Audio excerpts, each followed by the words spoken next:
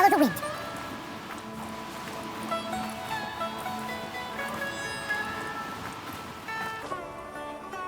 We're back, my lady. Oh, you're back a lot sooner than I expected. You mustn't have run into any trouble then. Well, how did it go? What did you come up with? Actually, we're still investigating. It's just that we've discovered something strange. I see. The clues you found have led you back here, in the city? Something like that, yeah. You all look a little dispirited. Whatever you found must not have been very encouraging after all. Why don't you discuss it with me? Maybe I'll be able to say something to cheer you up? It's okay, my lady. It's not so much about me being upset with my father or anything like that. How should I put this? So something is wrong. Even the Traveler and Paimon have been uncharacteristically quiet. On any other day, Paimon would have already waved to me with a smile and shouted, "Dunyarzad, we're back!" So tell me, what happened? Well? My lady, please prepare yourself for what we're going to tell you next. It concerns the Master. The Master? You mean my father? Okay, I understand. Don't worry about me. I'll listen as attentively as I can. My father has been supplying goods to Dakan Al-Ahmar? Yeah, it makes as little sense to us as it does to you. I've never doubted the Master's integrity, so I'm having a real hard time rationalizing how he could ever support an infamous brigade like them. Maybe he's not actually aware of the full story and just stumbled into the deal by accident. I can't help but agree with the Traveler. Huh? You mean you feel the same way, Dunyarzad? Thank you for sharing all this information with me. Since you've told me everything you know, I should also tell you about some doubts that I've been harboring for quite a while. In the past, I thought that my father hired a bodyguard for me so that I wouldn't run away and get lost. However, there are plenty of capable mercenaries in the Corps of 30. Why did my father go out of his way to hire Dehya? About that. Well, the Homayanis really needed bodyguards, so they reached out to the Blazing Beasts. Later, the Master told me that I was one of the best mercenaries he'd ever seen, and that I should stick around to become one of his bodyguards. He offered me a pile of mora, so I just signed on. Well, but that didn't really answer my question. Just think about it. Why did my father specifically reach out to the Blazing Beasts? Maybe the Corps of 30 just didn't have anyone available, or maybe someone recommended us. I've never given it too much thought. I think I get what you're saying. You'd think none of this was a coincidence. Precisely. At first glance, nothing seems strange or out of place. But there are many parts of the story that don't actually make any sense. If my father had always been in contact with Dakan Al-Ahmar, then it would make sense for him to bring Dehya into our house. You mean the goal all along was to get Dehya to be your bodyguard? No, that's too much of a stretch. I cut all ties with my father a long time ago. He has no control over my life anymore. But that still doesn't rule out the possibility that your father has still been trying to influence your life without you knowing. So, the Master was not likely an innocent victim in all of this? Sorry we put all of this on you so suddenly, Dunyarzad. It's okay, Paimon. I should actually be thanking you. Regardless of his reasons, if my father has truly been funding a violent group of mercenaries, then it's my duty to bring him back to reason. But is that really the right thing to do? My father has committed many atrocities and deserves all the punishment that he has coming to him. I have zero sympathy for him. He may call me an ungrateful child, but my feelings will remain the same. However, the Homayani family has treated me with nothing but generosity and kindness. If we decide to investigate this further, we could end up implicating the entire Homayani family. I would be biting the hand that's fed me over all these years. Dehya. It's all right, Dehya. If anyone were to ask, you could always just say that I'm the one who instructed you to get to the bottom of this. You don't have to do that, my lady. I'm not conflicted because I'm afraid of taking responsibility. Besides, you're the one we should all be worried about right now. Hey! It's still too early to give up hope! What was the thing about friendship again? Right, yeah, trust! You said that yourself, Dehya! Besides, there's no point on getting all riled up before we've confirmed all the facts! Thank you, everyone. That makes a lot of sense. I guess I should always remember the trust that I've placed in people. In which case, my lady, could you ask the Master to come out and have a chat with us? Sure thing. I also hope he'll be able to give us a logical explanation. Let's meet at the usual place then. Usual place? Ah, right!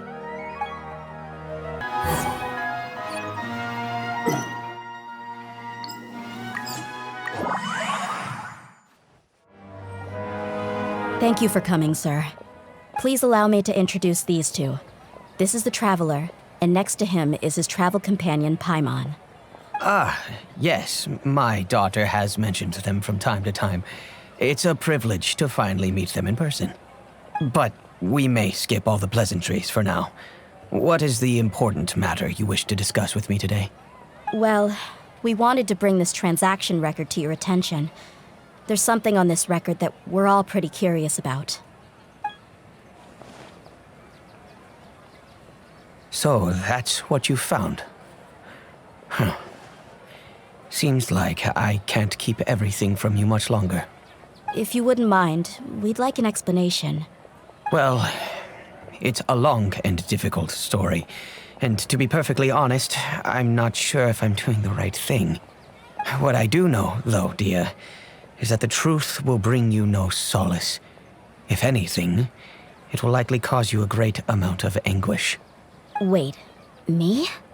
Yes, I understand perfectly why you came to see me, and I am touched by your collective commitment to do the right thing.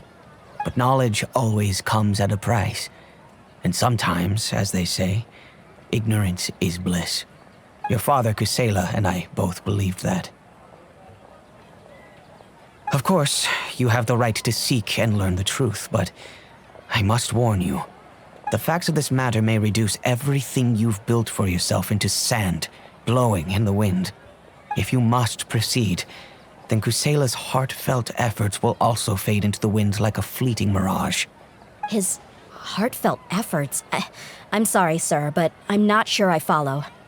I've made it this far in life without a single drop of my father's support. I have my own ideals and ways of looking at the world, as well as people and causes that I've chosen to cherish and fight for. None of these things have anything to do with him. I came here today to support you as the head of the Homayani family. No warning will change my stance on that. I understand. Then let me tell you a little story. Our family once needed to take a trip to the desert when Dunyarzad was just a baby. Along the way, we were attacked by bandits. They had superior numbers and quickly overpowered our bodyguards. When all seemed lost, a group of passerby Eremites lent us their support. Those Eremites were Kusela's brigade, Dakan Al-Ahmar. Kusela's men told me that the attackers were Eremite mercenaries, just like themselves. I was shocked.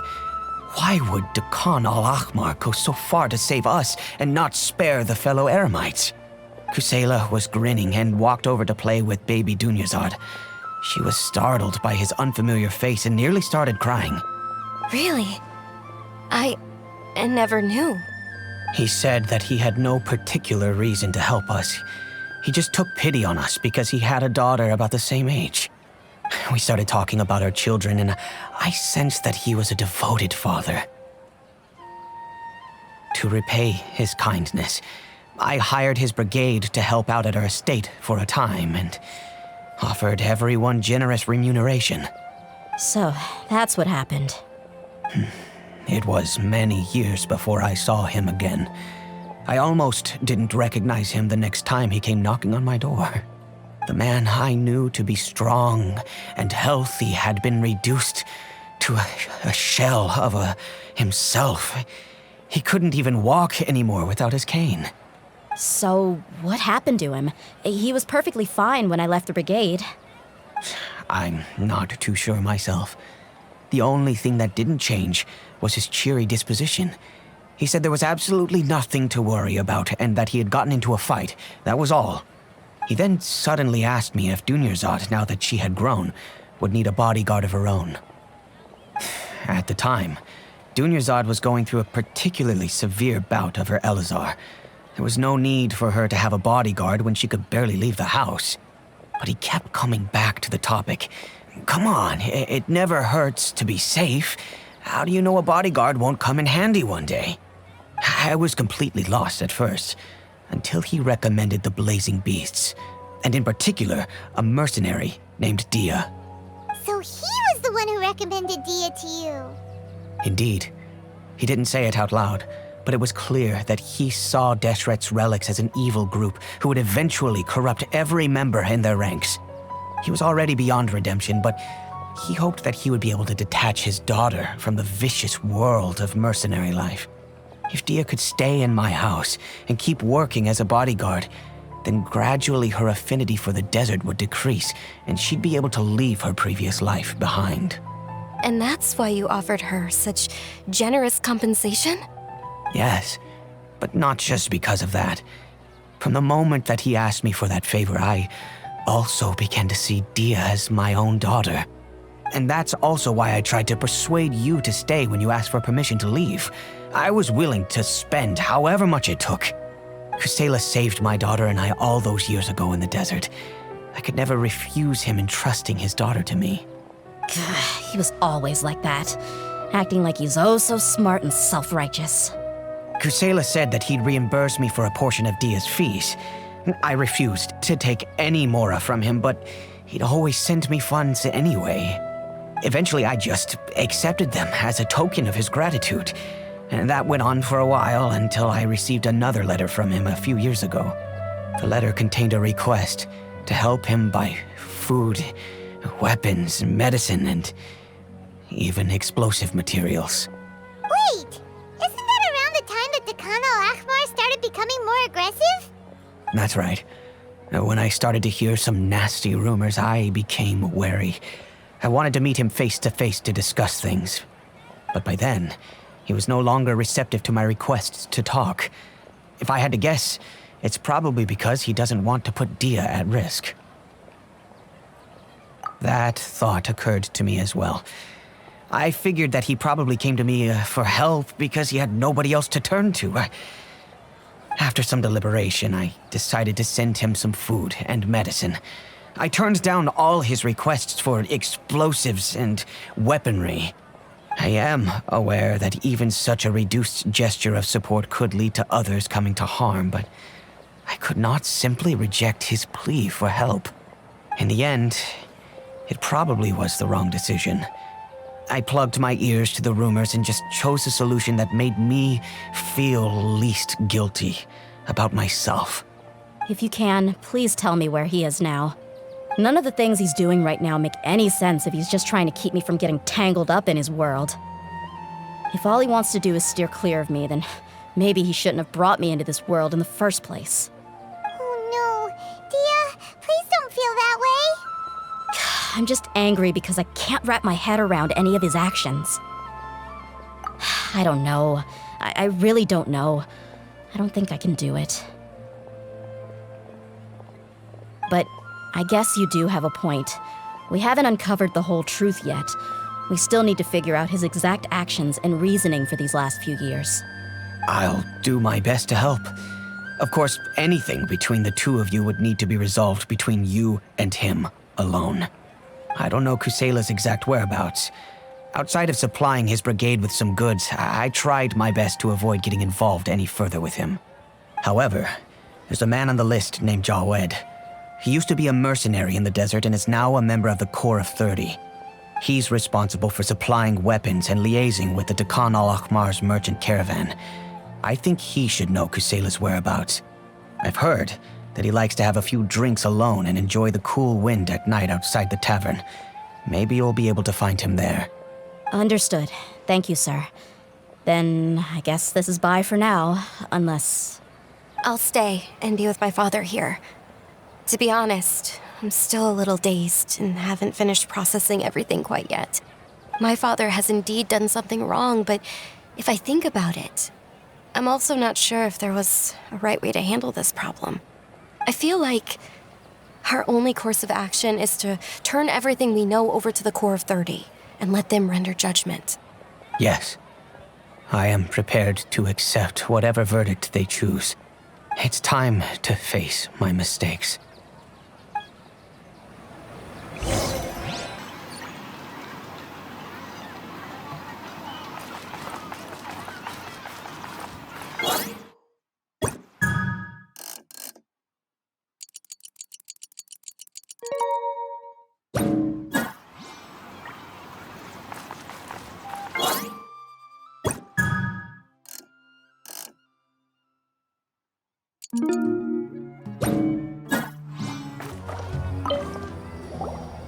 Huh? Who are you guys? I know what you've been up to. Smuggling weapons to violent brigades in the desert while working for the Corps? Pretty bold, if you ask me. Shh! Keep your voice down. How do you know all that? Come with me. We should take this elsewhere. I'll be happy to talk things over once we're somewhere private.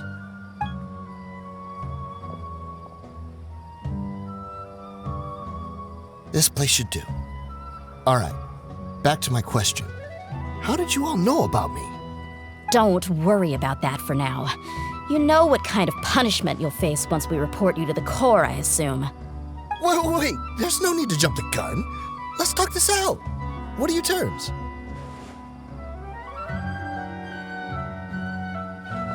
So what's in it for you anyway, Mora?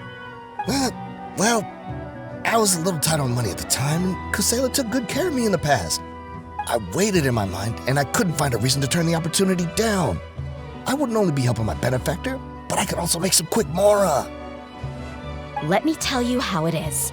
We're investigating Dakan Al-Ahmar, and we're gonna put an end to their operations. If you provide some help for us, then we might just put in a good word later to reduce the terms of your punishment. Hey, why don't we discuss this a little first? Listen, I made quite a bit of Mora from my last run. You just give me a number, and I'm sure we can... Shut it. My patience is running out. You should know when a mercenary is after something other than money. All right, sheesh. But you gotta promise you'll put in some nice words for me later. They're always on the move. Here's the spot they were at the last time I made my delivery to the desert. Feel free to go have a look. I'm just telling you though, it's not on me if they're not there anymore. Sure. And then you can forget about any nice words from us. Hey, come on. Now you're just being unreasonable. Really? And how do I know you're not leading us straight into a trap? Don't forget, you're the one with no bargaining chips. All right, I get it. Why don't you go take a look, and if they're not there anymore, I'll try to figure out something else for y'all. Now that's more like it. Let's move. And as for you, try to stick around the city until we get back. You don't want us to call the folks from the Corps and have them drag you back to the city.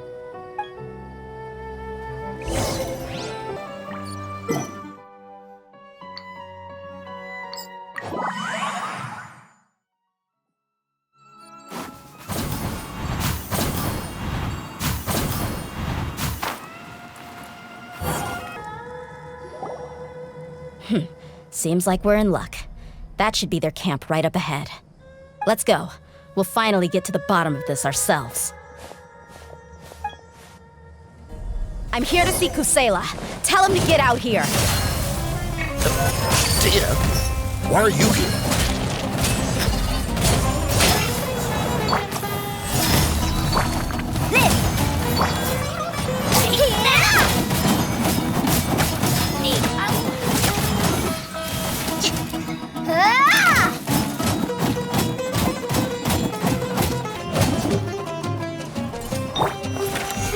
Haven't you all done enough? Oh, so are you also here to stop us? Stay out of this. It's got nothing to do with you.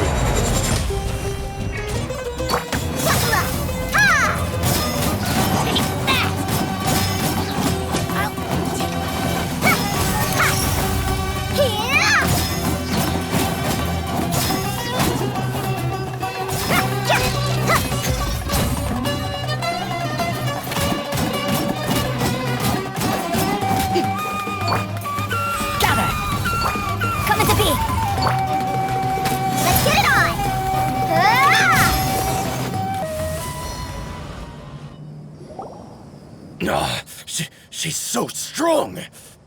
Enough fighting. We all know each other, and I don't want to take things too far.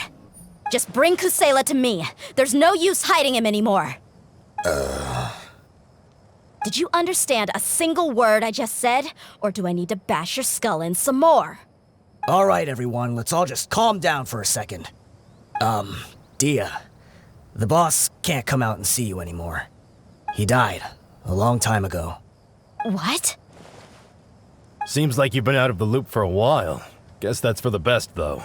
At least, that's what the old man wanted. When did he die? What happened to him?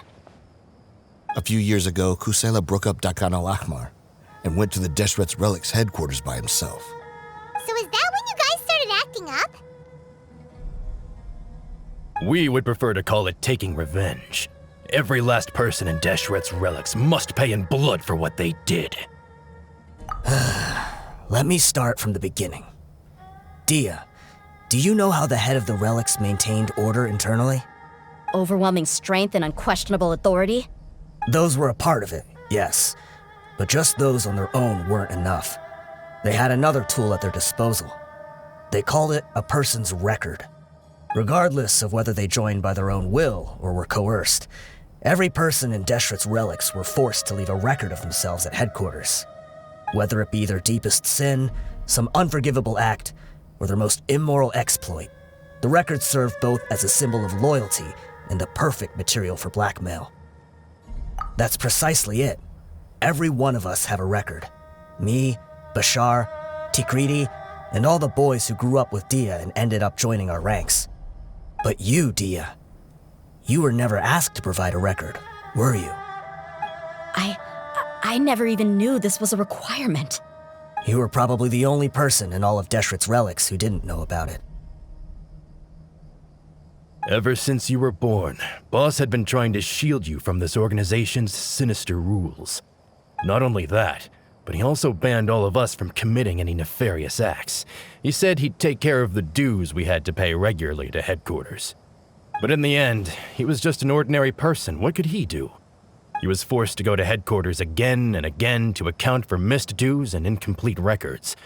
He'd come up with all kinds of excuses and get beaten up as a result. We all knew he was doing that for you.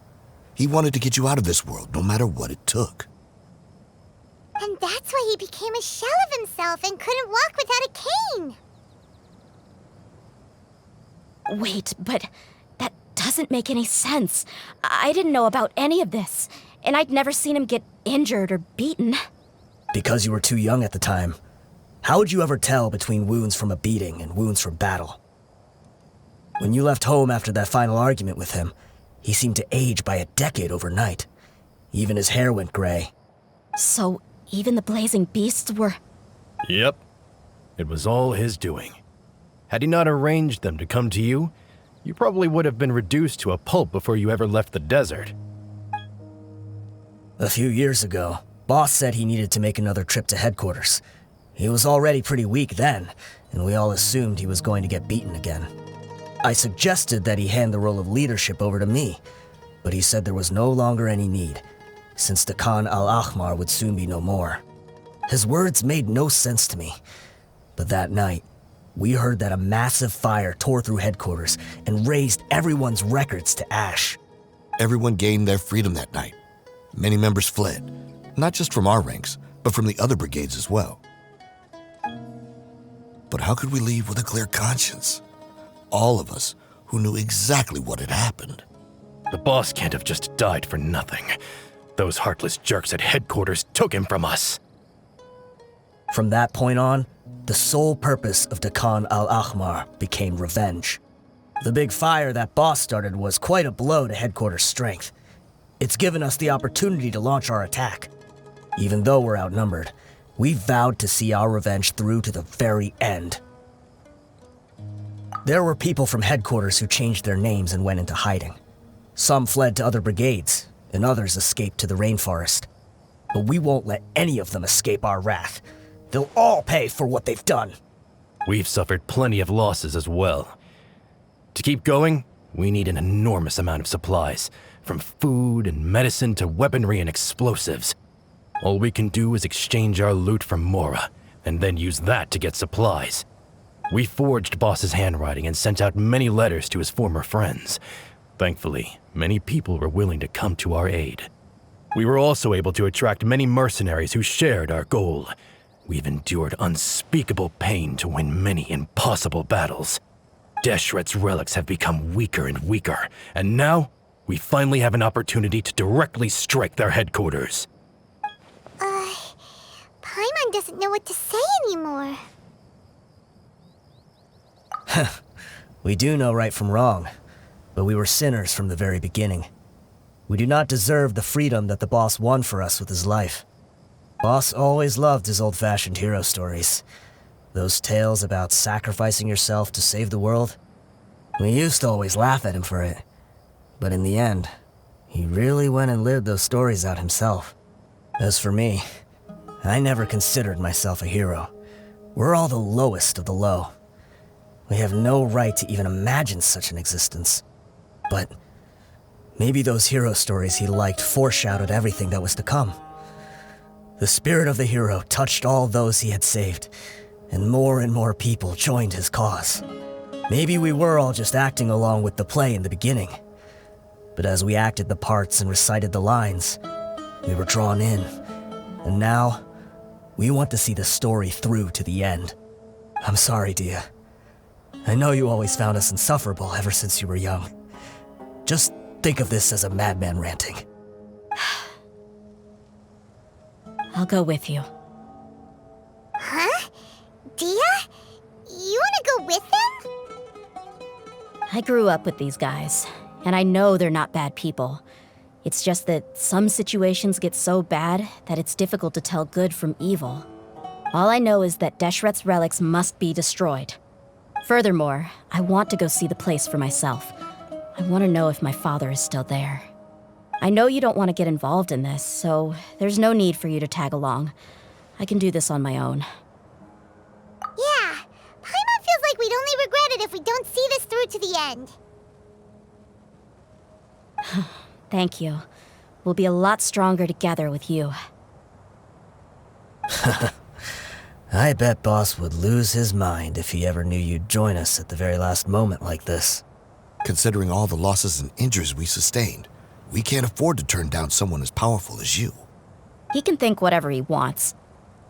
But the fact is, I owe him this much.